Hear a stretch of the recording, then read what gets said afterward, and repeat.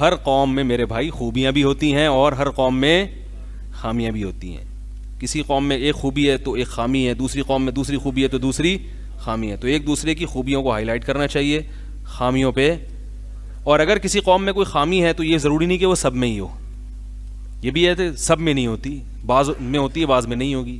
اور اگر کسی قوم میں کوئی خوبی ہے تو ضروری نہیں کہ وہ سب میں ہو, ممکن ہے کہ بعض میں نہ ہو. ہمارے پاس جب اللہ کے اتنا زبردست قول آ گیا, میں تو کوئی پٹھانوں کے خلاف لطیفہ بھیجے تو اس کی کھچائی کرتا ہوں ٹھیک ٹھاک طریقے سے, ٹھیک ٹھاک طریقے سے. کسی بھی قوم کے خلاف کوئی لطیفہ بھیجے تو اس کی کھچائی کرتا ہوں. اس میں میں نے اپنے رشتہ داروں کو بھی معاف نہیں کیا ہے.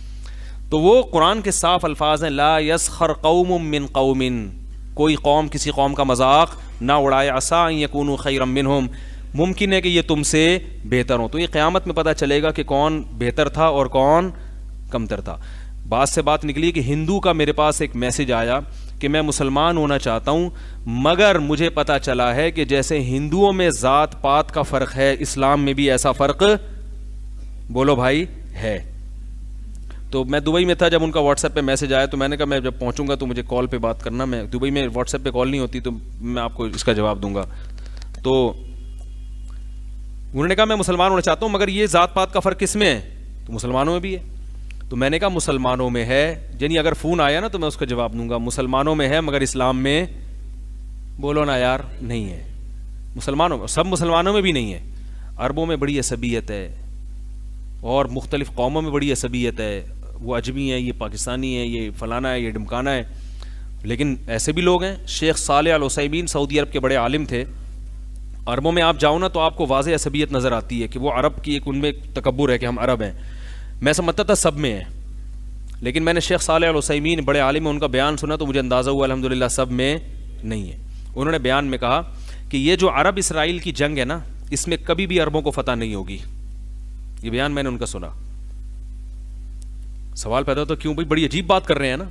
انہوں نے کہا اس لیے کہ اللہ نے اسلام کی مدد کا وعدہ کیا ہے, عرب کی مدد کا وعدہ نہیں کیا. انہوں نے کہا اس جنگ کو جب نام دو گے نا, اسلام اور اسرائیل کی جنگ, مسلمانوں اور اسرائیل کی جنگ, پھر اس میں اللہ کی مدد ہوگی. کتنی خوبصورت بات کی, حالانکہ خود عربی ہیں. کیا خیال ہے بھائی؟ انہوں نے کہا اس جنگ پہ لیبل ہی غلط لگ رہا ہے, عرب اسرائیل جنگ, تو اللہ کیسے مدد کرے گا؟ اللہ نے عرب کی مدد کا وعدہ, نبی صلی اللہ علیہ وسلم عربوں کو مقام دلانے نہیں آئے تھے, اسلام کو دنیا میں غالب کرنے آئے تھے.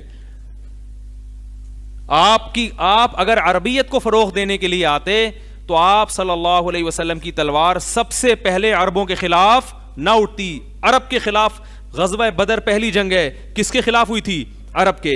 عرب میں کس کے خلاف؟ قریشیوں کے خلاف. قریشیوں میں کس کے خلاف؟ ہاشمی کے خلاف, جو نبی کی قوم کے لوگ تھے. ہاشمیوں کے خلاف جنگ ہوئی ہے سب سے پہلے, جو نبی کے قوم کے تھے. پتہ چلا اسلام کی جنگ نظریات کی بیس پر ہوتی ہے, قوم کی بیس پہ نہیں ہوتی. نظریہ مختلف تھا, وہ بت پرست تھے, اور آپ صلی اللہ علیہ وسلم دعوت کس کی دے رہے تھے؟ توحید کی. تو لڑائی ہوئی ہے دونوں میں. ایک ہی اگر قوم کے لیے آتے تو آپ کی لڑائی سب سے پہلے فارسیوں کے خلاف ہوتی. سمجھ میں آ رہی ہے بات؟ سب سے پہلے کس کے خلاف ہوتی؟ اپنی قوم کے خلاف نہ ہوتی. سب سے پہلے آپ کی تلوار اپنی قوم کے, اپنے سگے رشتہ داروں کے خلاف چلی ہے. حضرت سلمان فارسی رضی اللہ تعالی عنہ جب فارس پہنچے نا, ایران پہنچے جنگ کے لیے, جہاد کے لیے, تو خود کہاں کے, کس قوم کے تھے؟ فارس کے. فارس کے تھے. جنگ کی قیادت کر رہے تھے عربوں کی. کس کی قیادت کر رہے تھے؟ عربوں کی. پیچھے سارے صحابہ عرب, قریشی, ہاشمی. تو حضرت سلمان فارسی کمانڈر تھے. تو تابعین, تبع تابعین جو عرب تھے, انہوں نے کہا آپ سے, کمانڈر سے اجازت مانگی کہ آپ ہمیں اجازت دیں ہم حملہ کریں. انہوں نے فرمایا نہ نہ نہ, نبی نے ہمیں حکم دیا پہلے 3 دن کیا دو؟ دعوت دو.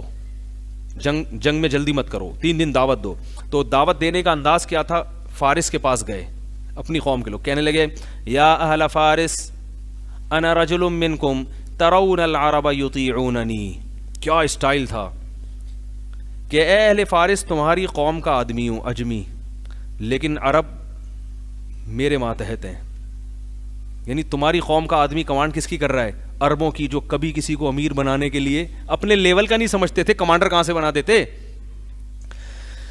یار پولیس بلواؤ, فوراً فون کرو, بہت سیریس مسئلہ ہے. ارے عرب میں تو یہ بدبو تھی کہ ہمارے جیسا, اجمی کا مطلب گونگے, صحیح نا, جانوروں کو اجمی کہا جاتا ہے اس زمانے میں. اجما کا لفظ جو ہے نا جانور کے لیے استعمال ہوتا ہے, تو ہمیں بھی کیا کہتے تھے؟ جانور, اجمی, بولنا ہی نہیں آتا, فساد تو ہم میں, بہت گھٹیا سمجھتے تھے.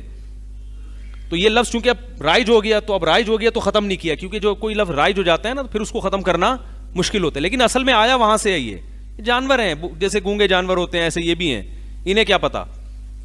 تو سلمان فارسی کیا کہہ رہے ہیں اسلام کو حق ثابت کرنے کے لیے کہ ہماری لڑائی قوم کی بنیاد پہ نہیں ہے. کہیں یہ نہ سمجھا عرب کو اجمیوں پر حکومت کا شوق ہو گیا ہے، اگر ہوتا تو میں جنگ کا کمانڈر نہ ہوتا.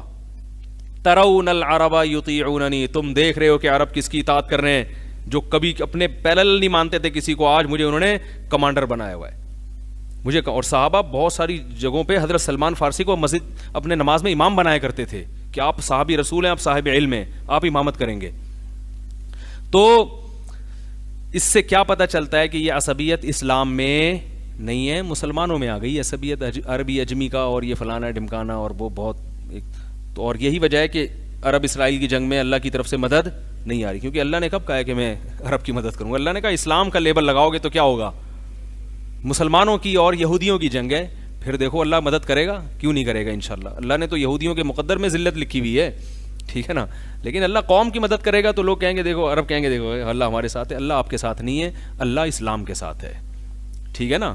نبی صلی اللہ علیہ وسلم نے اسلام کی دعوت کو دنیا میں عام کیا ہے.